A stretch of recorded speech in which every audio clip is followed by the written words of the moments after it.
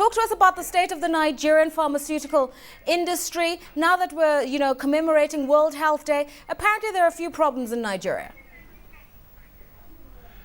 Yeah, well, yes, I do know that we would like to say that for many years there were challenges in the pharmaceutical industry, which led to some lack of interest in investment or reinvestment in the sector in the country. But we have seen some change in the recent months. Things are beginning to look a little bit better, especially with what government is doing in trying to provide some funding and support to manufacturers generally. And also we are expecting that the government is going to improve on its local purchase or patronage of the pharmaceutical industry. We believe that that is helping to cause a rethink and a new wave of interest in the industry. Catchphrases used to describe the local industry in Nigeria, problems of distribution, they say, counterfeiting. How serious are these challenges? Well, these are challenges that the government and the industry are very much aware about, and they are giving their best attention. Government continues to support the National Agency for Drugs Control, Food and Drugs Control and Administration, NAFDAC. NAFDAC is being quite proactive, and the industry is also supportive, both in terms of working to improve the integrity of the products that are made locally, to prove its competitiveness in terms of quality in comparison with the best from anywhere else in the world. So that is beginning to deal with the issue of fake and adulterated products. That is coming down. I think that what is required is additional stimulus from government in terms of increased provision of incentives, increased funding, dedicated funding to the industry, and increased patronage. If this were done, I think the industry is getting to the point where it can compete. It's working hard to meet global current GMP standards. Many companies in Nigeria are working to reach WHO pre-qualification status. All this will make it able to compete with the best in the world. Now, generally, the industry is said to be in a bit of a sluggish phase post-recession, and pharmaceutical market growth in general is expected to be somewhere between 5 to 8%. That's in established markets. What's the picture like in Nigeria?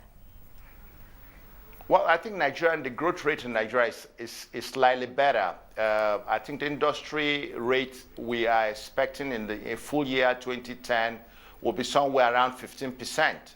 And 2011 is projected to be a slight improvement on that. We're expecting 15 to 18% growth in 2011.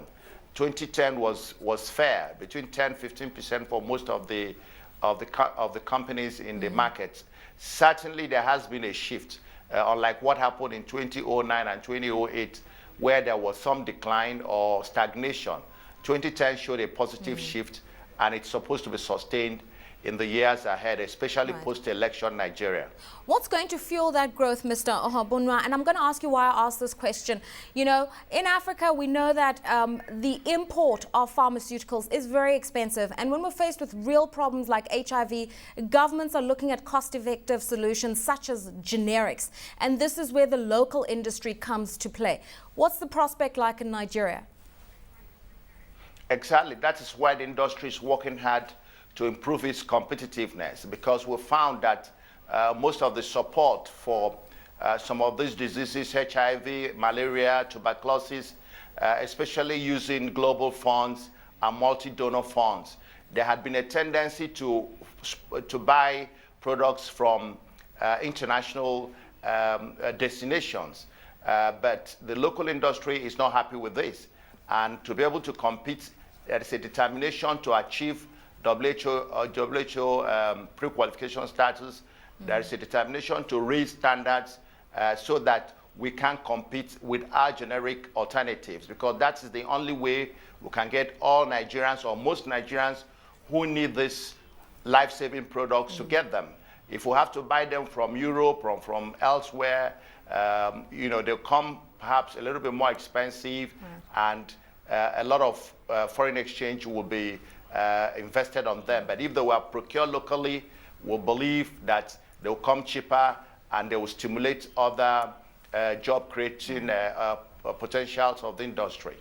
How much is invested generally on average in research and development? We're told that globally the figures are starting to lag. Many pharmaceutical companies, in trying to sort out their balance sheets, are focused on sales. They're not focused on product development.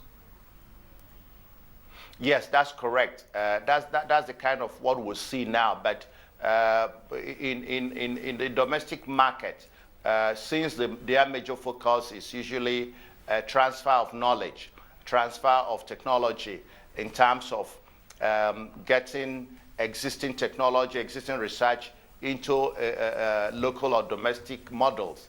That is not being affected that much. But globally, yes, there is some slowing down, especially post the recession. Most of the big multinationals are even beginning to take a look at their investment. Locally, that investment in research and development is just coming up. Some of it directed into natural medicine, some of it as post-marketing R&D for those products coming from outside our country.